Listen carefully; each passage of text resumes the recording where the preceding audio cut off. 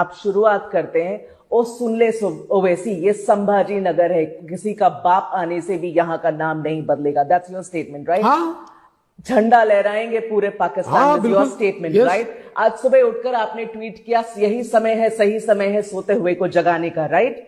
ये सब आपके स्टेटमेंट से, ये पोलराइजेशन नहीं है फडणवीस जी? अरे भैया, आप भी बिना कॉन्टेक्स्ट की बात कर रहे हो। नहीं, कॉन्टेक्स्ट समझ लीजिए। आप जब पूछ रहे हो तो मुझे बोलने दीजिए। बोलिए। ऐसा है, अगर ओवैसी संभाजी नगर में आके सभा करेगा और उसकी सभा में ये कहा जाएगा कि कहां से संभाजी नगर हो गया, ये तो खड़की था, ये तो हमारे पुरखों ने बसाया हुआ है, तो मैं जवाब दूंगा, क्योंकि देश धर्म पर मिटने वाला शेर शिवा का छावा था, महापराक्रमी परम प्रतापी एक ही शंभू राजा था। अगर संभाजी राजा का कोई अपमान करेगा, आकर जवाब मिलेगा। इसको कोई पोलराइजेशन का विषय नहीं है। वो आकर अगर ये कहते हैं कि हमारी जमीन है, ये जमीन उनकी नहीं है, ये हमारे पुरखों की जमीन है, ये जमीन छत्रपति शिवाजी महाराज की जमीन है, और उसके ऊपर अगर कोई क्लेम करेगा, वहां पर जाकर मैं जवाब दूंगा। ये मैंने जवाब दिया है, मैं कोई पोलराइजेशन नहीं कर रहा हूं। आपकी और उनमें क्या अंतर है? नहीं, अंतर यह है कि हमने शुरुआत नहीं की, लेकिन अगर कोई हमारे ऊपर ईंट फेंकेगा तो पत्थर से जवाब जाएगा। सच बताइए, क्यों कर रहे हैं आप ये? किस बात की तकलीफ हुई है भारतीय जनता पार्टी को कि एक कम्युनिटी ने एक मुश्त एक पार्टी को डिसाइड करके अपने सारे वोट वहां दे दिए, आपको नुकसान हो गया, और अब आप सब, आपके शीर्ष नेतृत्व सब लोग लग गए हैं वोट। इस कैसे नारे देते हैं आप? बटेंगे तो कटेंगे के नारे देते हैं आप, एक है तो सेफ है के नारे देते हैं आप भी तो अब हिंदू कंसोलिडेशन का काम कर रहे हैं। मैं तो आश्चर्य करता हूं कि आपको नहीं समझ में आ रहा है। एक है तो सेफ है, क्या गलत है इसमें?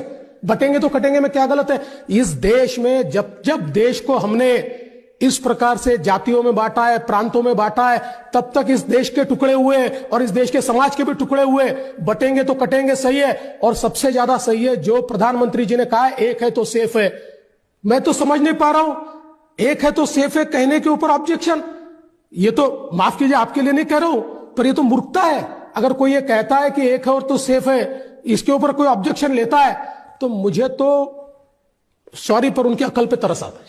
ठीक है, अब मुझे इस तरीके से आपसे पूछने दीजिए फडणवीस जी, आप ऐसे नेता हैं जो 5 साल डेवलपमेंट का काम करते हैं, 5 साल बड़े बड़े प्रोजेक्ट्स बनवाते हैं, एग्जीक्यूट करते हैं, डिलीवर करते हैं समय पर, लोगों की जिंदगी आसान हो रही है मुंबई में।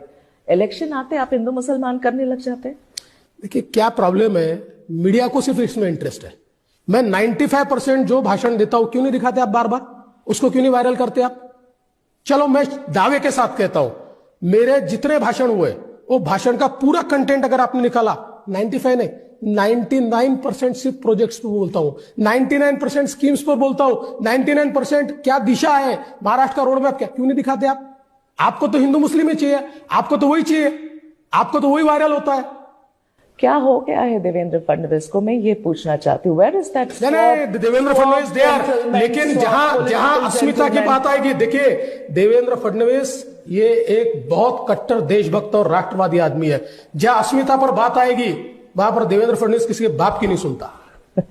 तो आपका ये रूप तो अब दिख रहा है। नहीं, ये रूप पहले से ऐसा ही है। हा? ये रूप ऐसा ही है देवेंद्र फडणवीस का। लोग आपको मुंबई, महाराष्ट्र में, स्पेशली मेट्रोपॉलिटन एरियाज में as a soft political gentleman की तरह देखते हैं। I am soft political gentleman. मैंने कौन सी गलत बात की? नहीं, ऑल ऑफ दिस आपको गलत दिख रहा है भाई, क्योंकि आप गलत चश्मा लगा के बैठे हो। मैं गलत चश्मा लगा के बैठे हो आप।